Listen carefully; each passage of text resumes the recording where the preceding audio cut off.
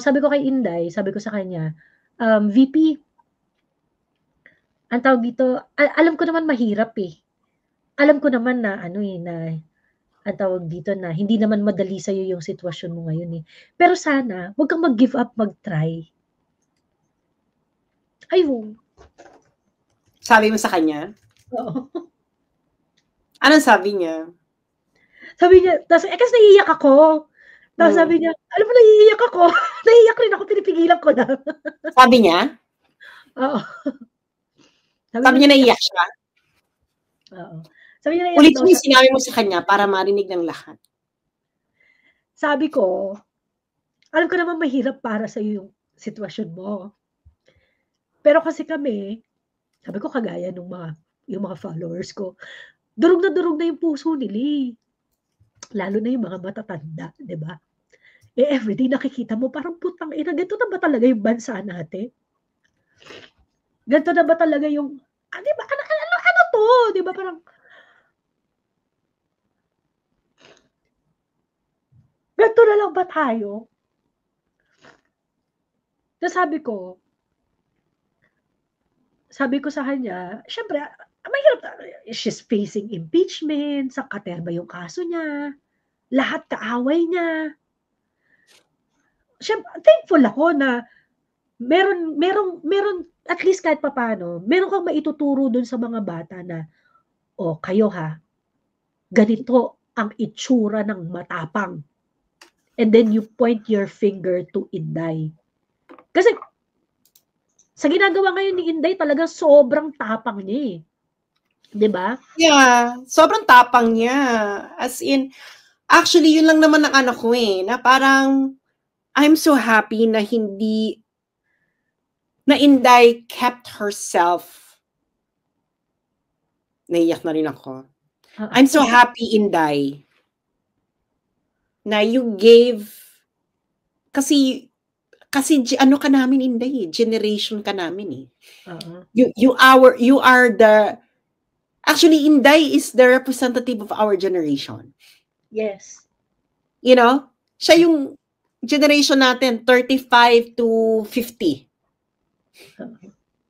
35 to 50. Si Inday yan eh. Tayo yung ano ngayon eh. We have the purchasing, tayo yung 35 to 50, di ba? Siya yan. Whoever is the, kasi every generation has some representative person eh. I think it's Inday for our generation. It's Inday. And I am so happy na Inday didn't fail our generation. Yes, oo. Kahit hindi ka manalo, Inday, kahit matalo ka dyan sa impeachment, kahit hindi ka maging presidente, you represented our generation so well. How? Hindi, kasi alam namin ng laro sa politika. Kung ibang tao yan, nagpabili na yan. Nagpakain na sa sistema, di ba? Nagpakain sa sistema. Si Inday, sinapak ni Inday yung sistema. And dahil dyan, Inday, alam mo yun, kasi yun ang kinakabahan ako eh, na parang, yun actually iniisip ko eh, kung si Inday nagpabili to sa sistema, anong gagawin ko? Totoo. Kayo, anong gagawin nyo? Kung si Inday hindi siya lumaban, tumahimik na lang, nag-agree na lang siya sa mga nangyayari, at nagtrabaho na lang siya, at anong gagawin niyo?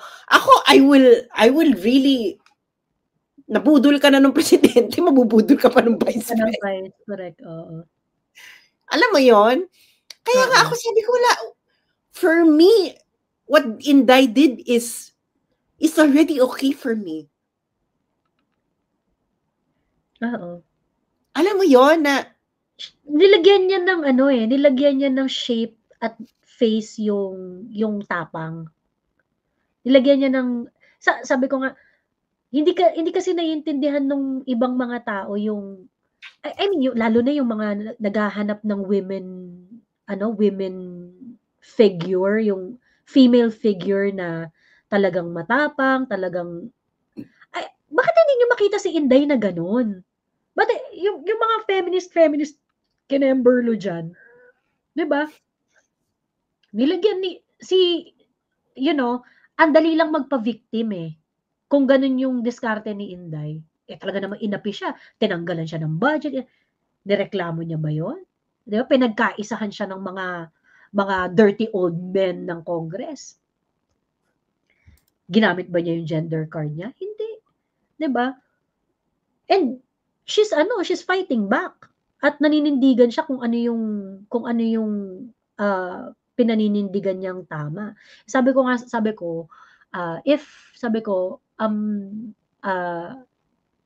kung wag siyang mag-give up. Sabi ko, sana wag po kayo mag-give up kasi we can also die trying, making this country better. Ayun. Sabi niya nakakahiya na maging Pilipino, no? Sabi niya, nakakahiya na maging Pilipino, no? Pero sige, try natin. Ayun. Yun yung sabi niya. Nakakahiya na maging Pilipino, pero sige, itry natin.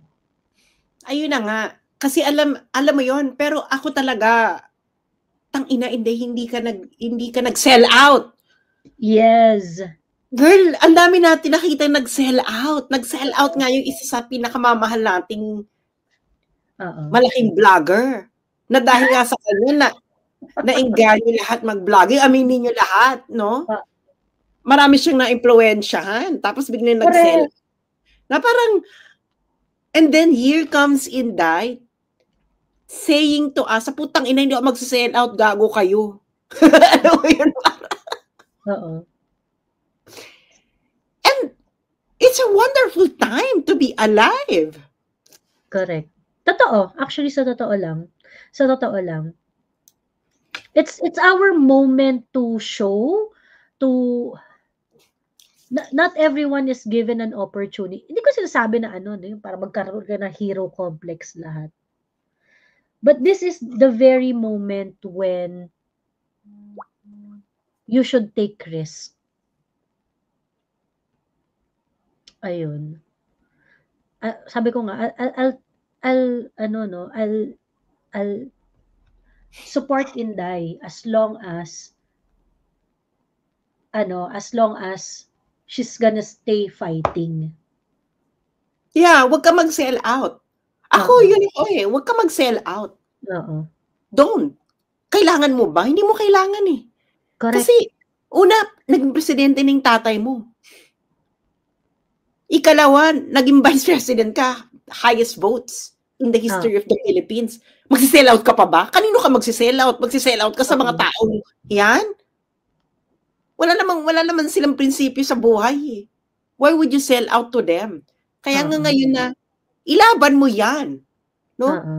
Ngayon, kung pagod ka na, okay lang, pero wag ka magsisell out. Mas naising ko yung pagod na ako muna, be. Pahinga muna ako. Kaysa yung makita ka namin magsisell out. Ako yun eh, na parang tangina, sell out to si Inday. How would you, iniisip ko yun eh, na iniisip ko yun 2 years ago, last year. Then biglang nagganito. Sabi ko, wow. Sabi, ibibenta. Ano ba, Gino?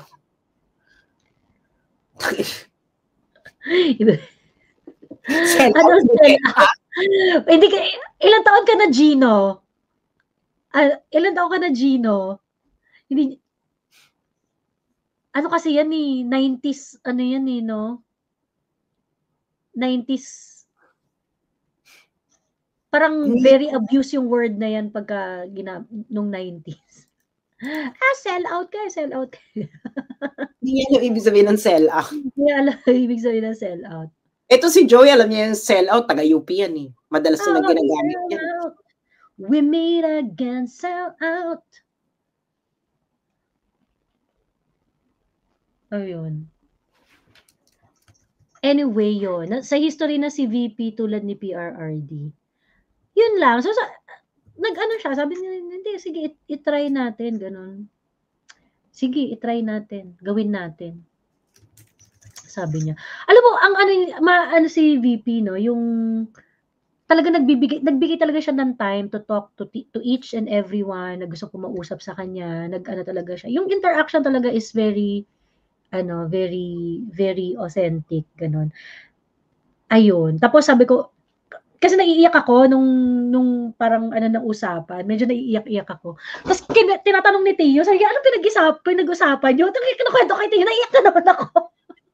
Tapos kinukuwento ko, naiiyak na naman ako. Buwisit, iyakin. Ayun. Sell out song by Real Big Fish. Oo. Lalaban kami, Miss Joey, para sa future ng mga anak namin, sabi ni Kian. Ayun. And you know, let's do it. Let's do it intelligently, and let's do it by while understanding the whole problem. Kasi ano 'no, hand in hand 'yan, eh. Hindi po puwede na merong maiwanan para maging mas meaningful yung change, gano'n. Ayun. So sabi ni Vina Clark, "Ako po, Miss Joey, 22 years old, and sobrang frustrated nung nabudol ni BBM Bangag. Kaya kahit po na most of all your followers po matatanda, I still believe na madami pa ding Gen Z na for Duterte po," sabi ni Vina Clark. Ayan. Ayun. Actually, yun nga, yung mga, may mga ano rin eh, may mga nagpi-PM nga rin sa akin na mga bagets, Vina. Marami rin mga Gen Zs na, na reasonable. At saka mga, nakikita rin yung value nung politics ng mga Duterte, ganun. Kaso, yung mga mas bata kasi, hindi sila mas vocal. Kasi, I don't know, maybe your generation is dominated by, by the louder group. Ganon. Ayun lang.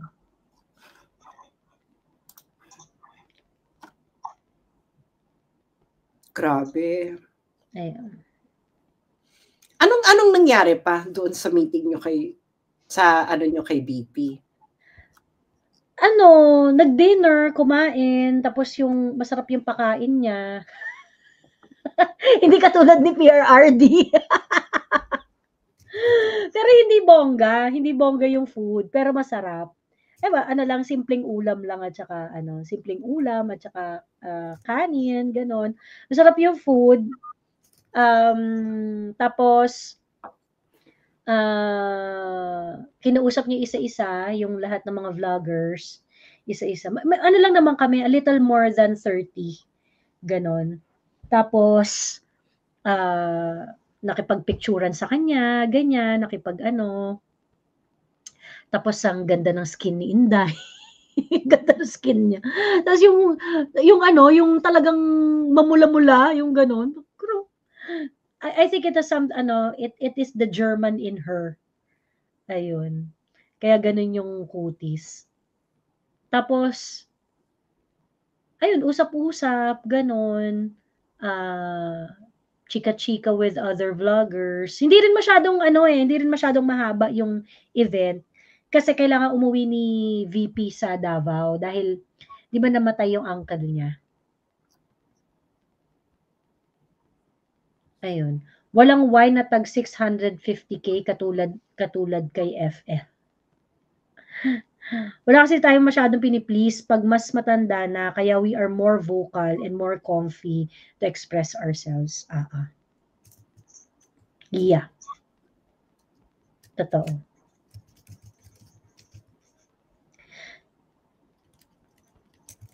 Ayun.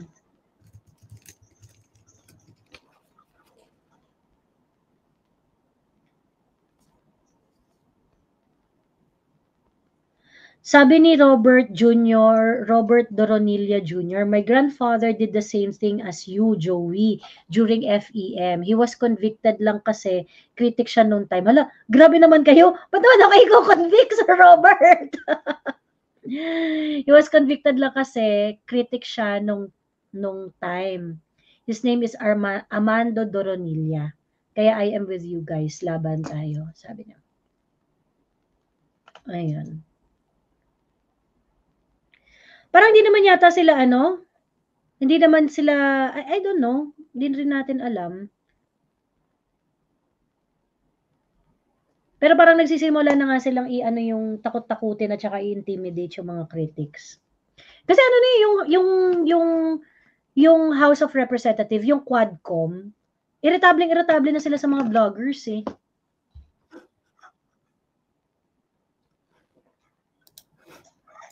Biruan niyo part na kami ng part na ang mga vloggers ng mga bashers, trolls, and paid vloggers daw.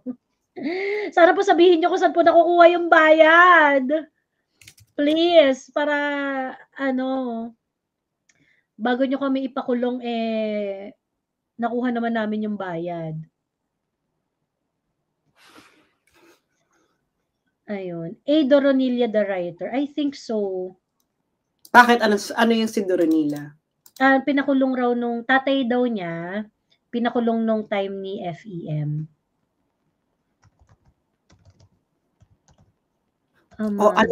Bakit naman nabanggit si Doronilla? Ayun nga daw, parang critic daw ni Marcos noong oh my God. Yung tatay ni Robert,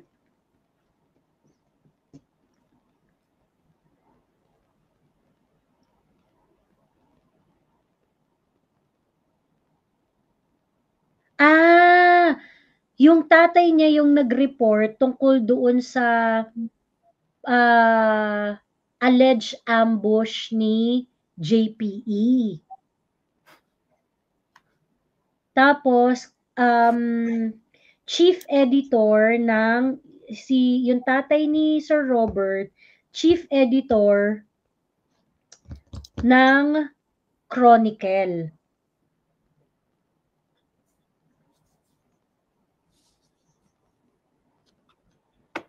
Doronilla was among 7 journalists arrested and taken into military custody at the Philippine Constabulary. He was later released in December after being made to promise not to participate in anti-national activities, resume work without a military permit from the military, give or participate in any interview with local or foreign media, and was required to report periodically to the military. Ang lupit Ayun. Tapos nag-Manila Times. Nag-Manila Times yung tatay niya. At ito ang nakakaloka. Magka-birthday kami ng tatay niya. Nino? Nung tatay niya, ni Robert Doronilla, ni Amando Doronilla. Ay, Sir Robert, magka-birthday kami ng tatay mo. Kaloka. He coined the term demarcosify.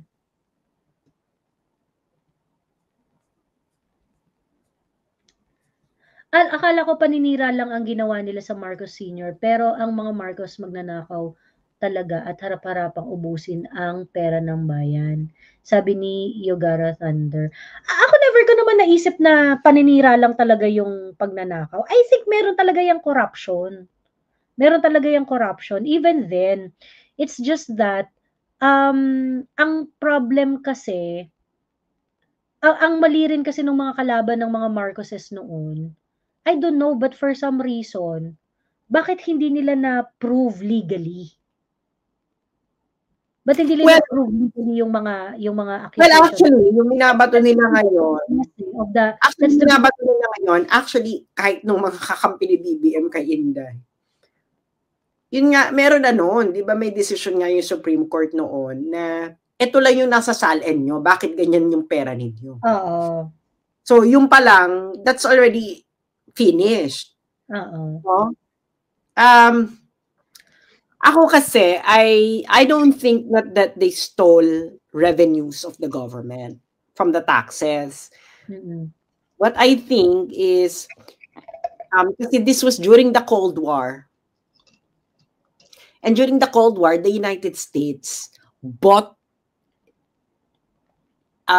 bribe leaders. Umalma nga nun si Lee Kuan Yew. Sabi ni Lee Kuan Yew, pinabalik ko nga yung pera.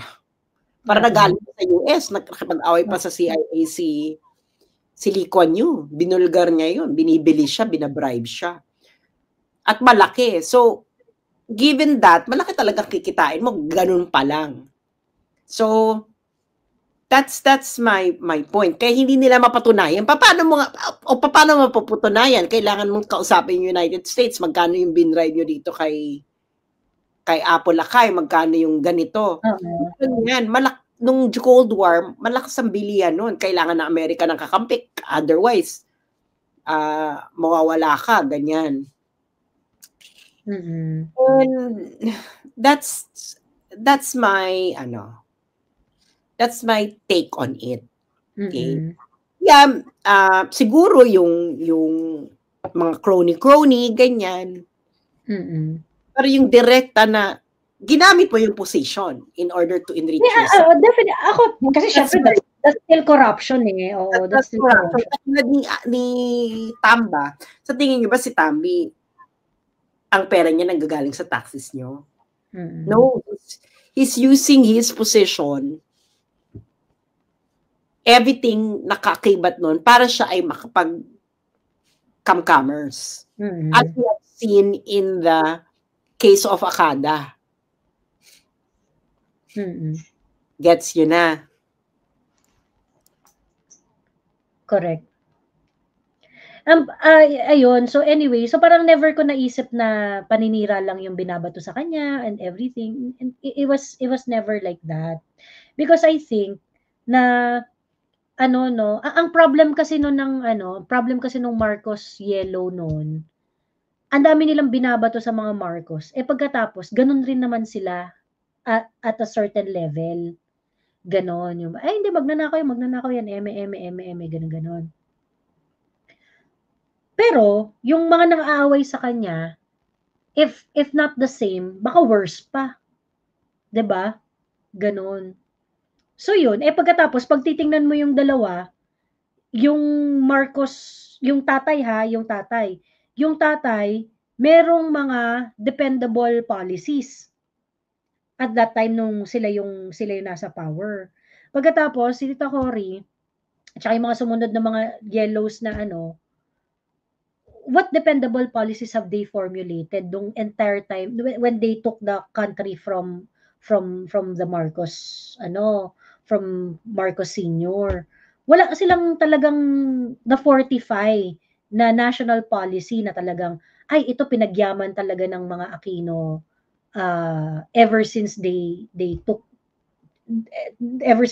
over. Ganon. Yeah, exactly. Their only claim to fame is EDSA. Correct. Tapos panay democracy. Pinagtibay namin. Lumaki kami nito sa 80s ni Joey, Hindi naman nagkakala yung edad namin ito. Diyos ko, ang hirap ng buhay noon. Oo. Laging brown out. Alala mo yun sa school? Yung nagkaroon ng schedule ng pasok kasi laging brown out. Ayun, diba? Hindi man ako naniwala talaga na hindi ako naniwala na hindi magnanakaw ang mga Marcos. I think, nagnakaw talaga yan. In one way or another, sabihin natin hindi sa kaban ng bayan, inabuso nila yung position nila in order to get money. Ganon. Ang pera kasi, kahit sa ang source ng pera, whether galing yan sa taxes or pera yan na binigay sa isang government official, it becomes part of the public fund Well, dinonate, nakuha mo for dealing with, kung ikaw government official, that becomes public fund, part of the public fund. So, pera yan ng magiging pera ng bayan yon, ganon. So, ngayon, I never believe na malinis sila or ganyan. Hindi talaga. It's just that, during that time, you are battling the lack of accuracy ng mga yellows na binabato sa mga Marcos until it became, kasi parang yung mga yellows kasi noon, parang ang nangyari, sobrang demonize nila, but it did not match the energy pagdating dun sa mga actual na trabaho, actual na pagpapatunay. So it becomes more of, ako sa totoo lang, hindi ko maintindihan kung bakit yung PCGG nagkaganyan eh. Wala kayo na-recover talaga, putang ina. Yung mga na-forfeit, wala man lang dyan na-declare criminally na ano, hanggang civil forfeiture lang. I mean, hindi ko gets na bakit ganun lang yung achievement, and they call it achievement already. Kasi hindi tayo malilito sa mga Marcos, sa totoo lang. At hindi tayo malilito dun sa mga binabato sa mga Marcos had they convicted at least one Marcos. Hindi magkakaroon ng confusion sa kwentuhan. Hindi magkakaroon ng parang redemption arc. Ganon. Kung meron ka silang na-convict na isang Marcos, kasi parang ang nangyari, sobrang dami na nung bintang ninyo, pagkatapos wala kayong napatunayan dyan. Oo, walang conviction kahit isa. So, kumbaga, parang, ano yun? Paano yun? Ganon. Ayun.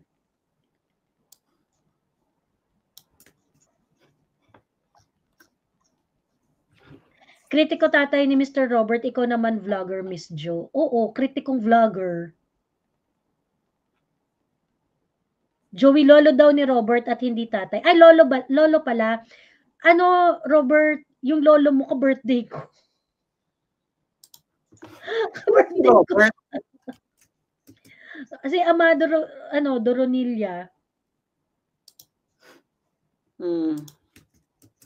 Ama? Lolo pala niya. Amando Doronilla.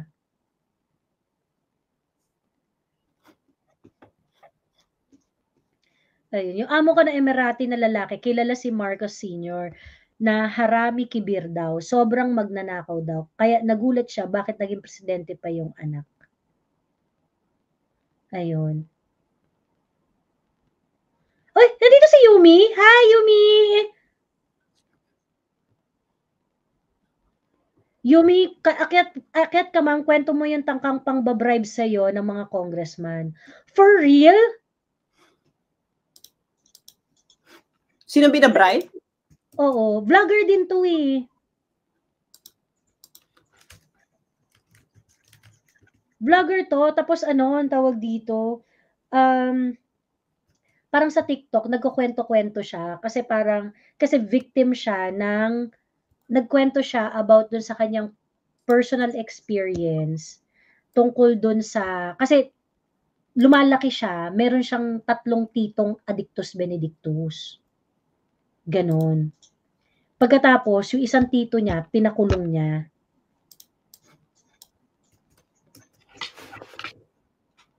Ayun. Ano nangyari kay Colonel Grijaldo? Inisyuhan siya ng contempt order ng House of Representatives. Opo, 10M, sabi ni Yumi Santiago. Talaga ba? Sino si Yumi?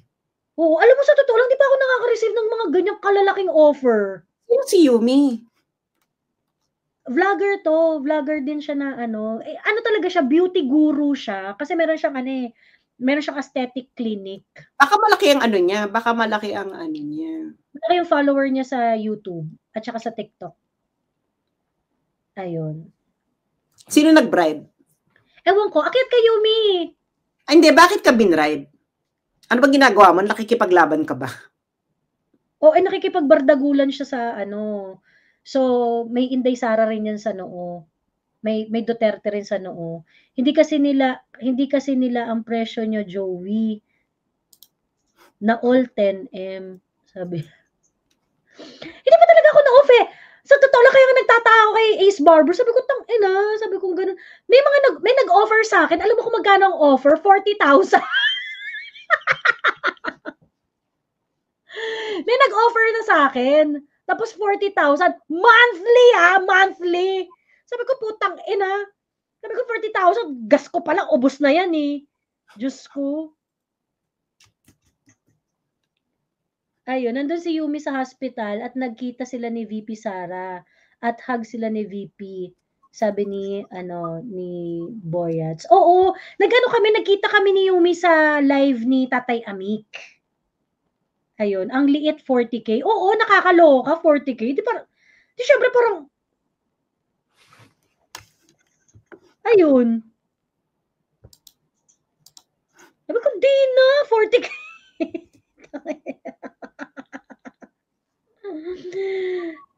Diyos me. Ayun. Hindi ka o-offeran, Joey, kasi ang lutong daw ng PI mo, sabi niya. At saka parang, opo Ma'am Joey, hindi ko alam paano umakyat, sabi ni Yumi. Click mo yung link. Ito, oh. May link ako na sinesend. May link ako dyan. Ayan, oh. Ayan. Ito. Ayan. I-click mo lang yan, tapos makakapasok ka na.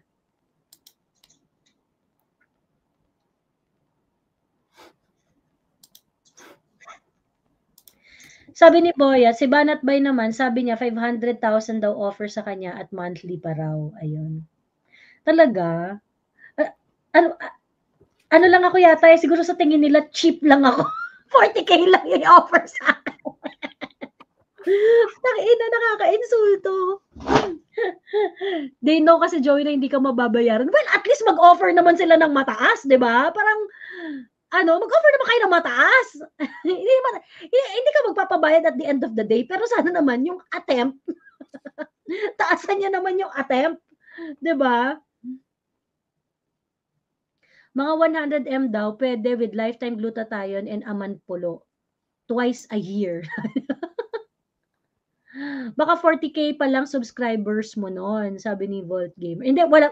Ano pa yan, matagal na yun eh. Parang sobrang onti pa lang. Oo, parang 15K pa lang yata ako sa Facebook noon.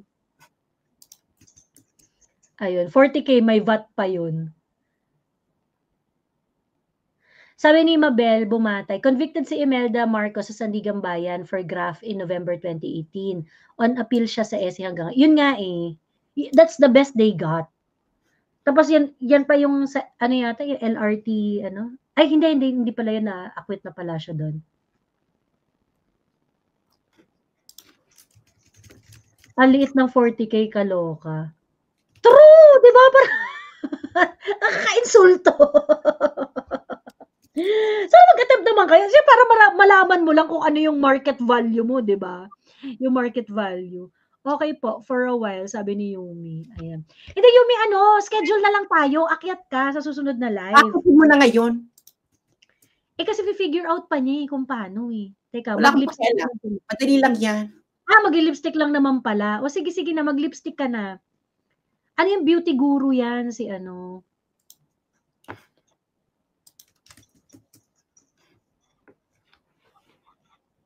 Payat naman ng 40K. Hindi nila alam. Prutas lang, masaya na ako. Char.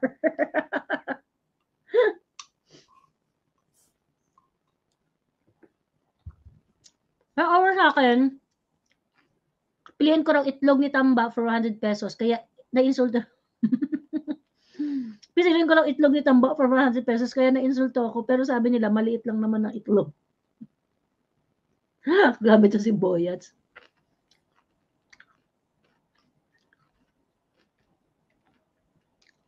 Akit ka na. Asa ka na, Yumi? Maganda si Yumi. Oo. Maganda yan. Beauty guru yan eh. Miss Sasayo may offer. Wala. Di ba sabi mo nung yung Love the Philippines, merong nagbabribe sa'yo?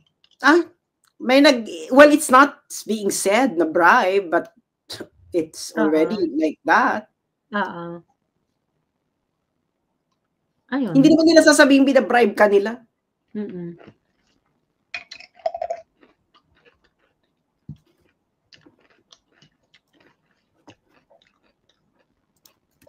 Pero yung offer sa'yo, di ba parang 2 million ba yung mo nun? To take it back? To take back the Love the Philippines, Tama ba? Mga ganyan. Di ba sila din na nagsabi? Yung sina Teyata. Yung politik. wala lang ako sinasabi na ginanyan niyo ako, bigla kayo pa yung naglabas. Kaya alam ko na sila ang nasa likod nun. Oo.